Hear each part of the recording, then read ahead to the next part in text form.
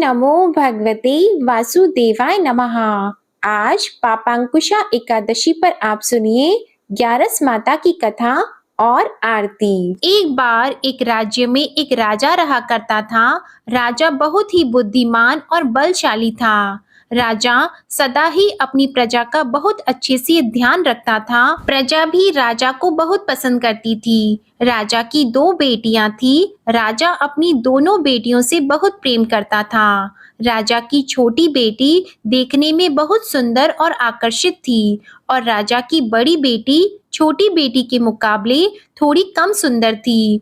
राजा की छोटी बेटी माता की पूजा किया करती थी और सभी लोग राजा की छोटी बेटी से बहुत प्रेम करते थे और बहुत प्रशंसा किया करते थे। राजा भी अपनी छोटी बेटी को बड़ी बेटी से अधिक प्रेम करता था, जिसके कारण राजा की बड़ी बेटी को अपनी छोटी बहन से बहुत नफरत होने लगी थी। राजा की दोनों बेटियां जब बड़ी हो गई तब एक पड़ोस के राज्य में रहने वाले राजकुमार राजा की बड़ी बेटी के लिए रिश्ता लेकर आया। लेकिन जैसे ही उस राजकुमार की नजरें राजा की छोटी बेटी पर पड़ी तो वह राजकुमार राजा की छोटी बेटी पर आकर्षित हो गया और छोटी बेटी से पहली नजर में प्रेम करने लगा।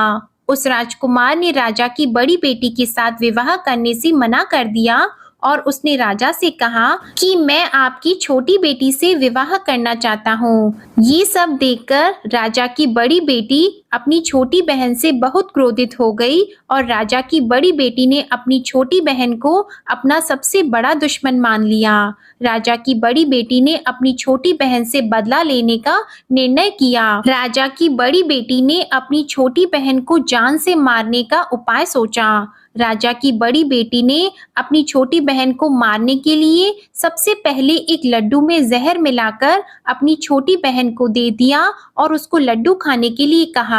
लेकिन लड्डू खाने के बाद भी छोटी बहन को कुछ भी नहीं हुआ।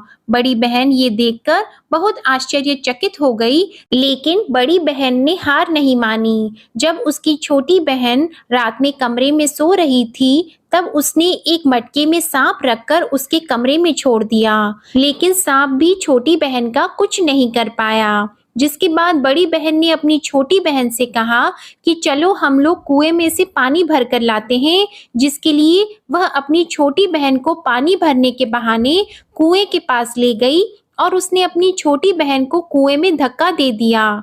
लेकिन छोटी बहन को तब भी कुछ नहीं हुआ, क्योंकि हर बार ग्यारस माता उसकी रक्षा कर रही थी और उधर बड़ी बहन अपने सारे प्रयास के बाद भी असफल हो रही थी, जिससे वह बहुत क्रोधित हो गई और फिर उसने अपनी छोटी बहन के पास जाकर उससे प्रश्न किया कि मेरी छोटी बहन, क्या तुमको पता है कि भगवान ने सबको मृत्यु एक निश्चित समय पर लिखी हुई है और कैसे तुम्हारी या मेरी मृत्यु होगी, क्या ये तुम जानती हो? तब छोटी बहन ने अपनी बड़ी बहन को बताया कि हाँ दीदी, मैं तो जानती हूँ मेरी मृत्यु कैसे होगी। छोटी बहन से ये सब बातें सुनकर बड़ी बहन मन ही मन बहुत प्रसन्न होने लगी और उसने अपनी छोटी बहन से कहा कि तो तुम मुझे अपनी मृत्यु का राज बताओ। तब छोटी बहन ने अपनी बड़ी बहन से कहा कि मेरी मृत्यु तो एक तोते में है। जो तोते के गले में एक हार है, उससे मेरी मृत्यु होगी। जब तक कोई भी व्यक्ति तोते को मारकर उस हार को अपने गले में पहनेगा तो मैं मूर्छित हो जाऊंगी और जैसे ही उस हार को अपने गले से उतारेगा तो मैं वापस से जीवित हो जाऊंगी। अपनी छोटी बहन की मृत्यु का राज जानकर बड़ी बहन बहुत खुश हुई और उसने अपनी छोटी बहन को मारने के लिए उसके पालतू तोते को ढूंढना शुरू कर दिया और छोटी बहन को इस बात का आभास हो गया था कि कोई उसकी जान लेना चाहता है, जिसके लिए वह अपने पिताजी के पास गई और उसने अपने पिताजी से कहा कि पिताजी, मेरी मृत्यु के बाद आप मुझे मत जलाइएगा, बल्कि आप मुझे अपनी पुरानी वाली हवेली में एक पलंग में लिटाकर छोड़ दीजिएगा। अपनी छोटी लड़की की ये बातें सुनकर राजा बहुत आश्चर्यचकित हो गया। राजा ने अपनी छोटी बेटी से पूछा कि बेटी, तुम ये क्या कह रही हो? तब राजा की छोटी बेटी ने बताया कि पिताजी, समय किसी के लिए नहीं रुकता है, क्या कब किसको हो जाए इसका किसी को कुछ नहीं पता। फिर राजा ने अपनी छोटी बेटी से कहा कि तुम ऐसी बातें क्यों करती हो? 2-3 दिन के बाद तो तुम्हारा विवाह है। लेकिन छोटी बेटी ने अपने पिताजी को ऐसा करने पर मजबूर कर दिया और उनसे वचन ले लिया। राजा ने भी अपनी छोटी बेटी की बात स्वीकार कर ली और 2-3 दिनों के बाद जब शादी का समय आया, तब राजकुमार बारात लेकर राजा के घर आया और राजकुमार और राजा की छोटी बेटी का विवाह शुरू हो गया। जैसे ही राजा की छोटी बेटी राजकुमार के साथ फेरे लेना शुरू हुई, तो उसकी बड़ी बहन अपनी छोटी बहन के कमरे में जाकर उसके तोते को पकड़ लेती है और उसको जान से मार देती है। तोते के गले में जो हार था उसको अपने गले में धारण कर लेती है और जैसे ही बड़ी बहन उस हार को अपने गले में धारण करती है, तो उधर छोटी बहन 3.5 ही फेरे ले पाती है और वहीं पर बेहोश होकर गिर जाती है। जिसके बाद राजा ने बड़े बड़े दर्द हकीमों को बुलाया और अपनी छोटी बेटी का इलाज करने के लिए कहा। राजा की बात सुनकर जब वैद्य ने छोटी बेटी को देखा, तो राजा को बताया कि आपकी छोटी बेटी ना तो जीवित है और ना मरी हुई है। ऐसा मैं पहली बार देख रहा हूँ। राजा ने वैद्य और हकीम को ये बात बाहर बताने से मना कर दिया और उनको कहा कि अगर तुमने ये बात किसी को बाहर बताई तो हम तुमको फांसी दे देंगे। राजा ने अपनी छोटी बेटी को पुराने महल में जाकर एक पलंग में लेटा दिया और वहां पर कुछ सैनिकों को तैनात कर दिया। इसके बाद राजा वापस अपने महल पर आ गया। राजा की बड़ी बेटी अपने पिताजी के पास आई और कहने लगी कि पिताजी, अगर ये शादी संपन्न नहीं हुई तो आपकी इज्जत का क्या होगा? आप कहें तो मैं आपकी इज्जत बचाने के लिए राजकुमार से शादी करने के लिए तैयार हूँ। जिसके बाद राजा ने अपनी बड़ी बेटी की बात मान ली और राजा ने बड़ी बेटी को छोटी बेटी के कपड़े पहनाकर मंडप में भेज दिया।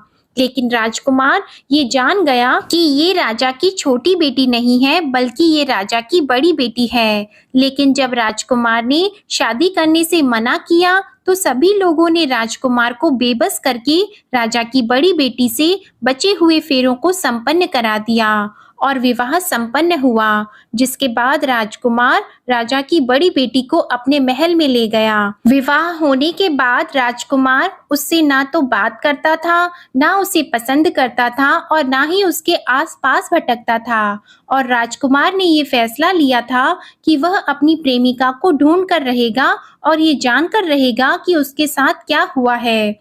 एक दिन राजकुमार अपने घोड़े पर सवार होकर राजा के पुराने महल के पास पहुंचा, जहां पर उसने कुछ सैनिकों को देखा। महल के पास पहुंचकर राजकुमार ने जब महल को ध्यान से देखा, तो वह समझ गया कि ये तो हमारे ससुर जी का महल है। तब राजकुमार ने सैनिकों से पूछा कि तुम लोग यहाँ क्या कर रहे हो और इस महल के अंदर उस पलंग में कौन लेटा है? जिसके बाद सैनिकों ने बताया कि यहाँ पर राजा की छोटी बेटी लेटी है। ये सुनकर राजकुमार बहुत प्रसन्न हो गया और वह तुरंत अपनी प्रेमिका के पास पहुंच गया और उसकी सेवा करने लगा। जैसे ही रात हुई तो राजा की छोटी बेटी उठकर खड़ी हो गई।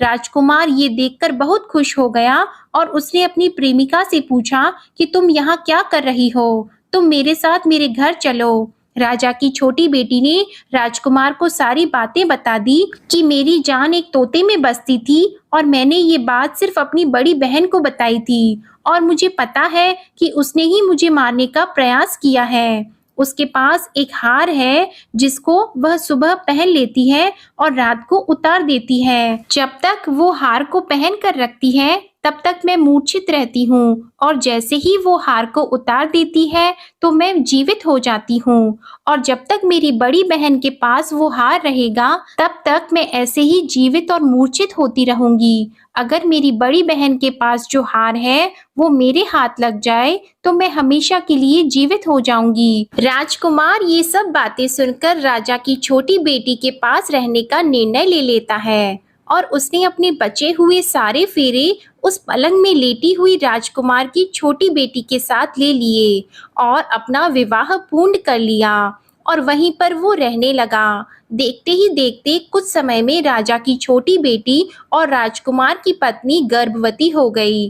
एक दिन राजकुमार को किसी काम से बाहर जाना पड़ा। तब छोटी बहन के पेट में बहुत तेज से दर्द होने लगा, जिसके बाद उसने माता का आह्वान किया। जिसके बाद वहां माता प्रकट हुई और उन्होंने अपने भक्तों के दर्द को दूर किया और एक पुत्र की प्राप्ति करवाई। और वहीं पर अचानक से राजकुमार भी आ गया। राजकुमार ने ग्यारस माता को देखा तो वह आश्चर्यचकित हो गया और उसने तुरंत ग्यारस माता को प्रणाम किया। और ग्यारस माता ने राजकुमार से कहा, जब तुम्हारा पुत्र 5 वर्ष का हो जाए तो तुम आकर अपनी पत्नी का हार इसके गले में डाल देना। और देखते ही देखते राजकुमार और राजा की छोटी बेटी का पुत्र 5 वर्ष का हो जाता है। तो राजकुमार अपने बेटे से कहता है कि बेटा, मैं कुछ काम से बाहर जा रहा हूँ, तुम अपनी माता का ध्यान रखना। और वहां से चला जाता है। राजा को बाहर निकलता देखकर बड़ी बहन के सैनिक देख लेते हैं और बड़ी बहन को जाकर सारी बातें बता देते हैं। जिसके बाद बड़ी बहन अपनी छोटी बहन के पुत्र को वहां से उठवा लेती है और उसको मरवा देती है। छोटी बेटी के पुत्र के 2 टुकड़े करवा देती है।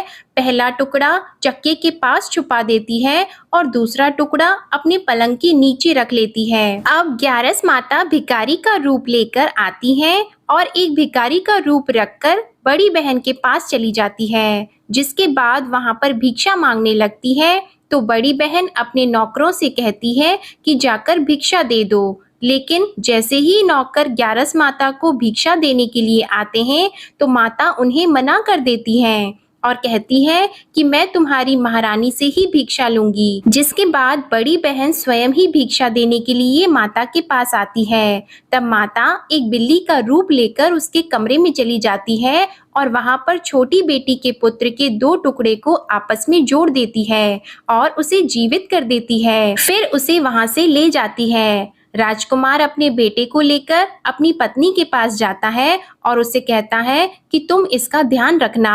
अगर तुम इस बच्चे का अच्छे से ध्यान रखोगी तो मैं तुमसे बात करूंगा। एक दिन राजकुमार अपने बच्चे से कहता है कि तुम मम्मी से उनके गले का हार मांग लो। तो अपने पिता की बात मानकर राजकुमार का लड़का अपनी मम्मी के पास जाता है और कहता है कि मम्मी, मुझे तुम्हारा हार चाहिए।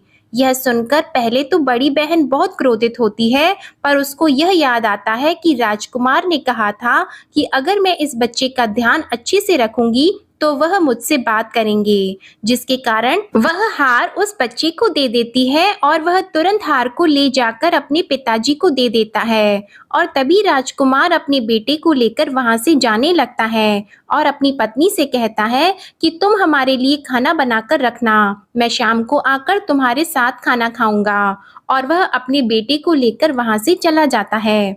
जिसके बाद वह राजा के पास जाता है और उनको सारी बातें बता देता है। राजा अपनी बड़ी बेटी की ये करतूत सुनकर बहुत क्रोधित होते हैं और अपनी परवरिश पर ही दोष देने लगते हैं। राजकुमार को अपनी छोटी बेटी के साथ रहने के लिए आदेश दे देते हैं। इस प्रकार ग्यारस माता की कृपा से राजकुमार और राजा की छोटी बेटी सुखपूर्वक रहने लगे। प्रेम से बोलिए एकादशी माता की जय। प्रेम से बोलिए माता लक्ष्मी और भगवान विष्णु की जय। माता पार्वती और भगवान शंकर की जय। कथा के बाद अब आप आरती श्रवण कीजिए।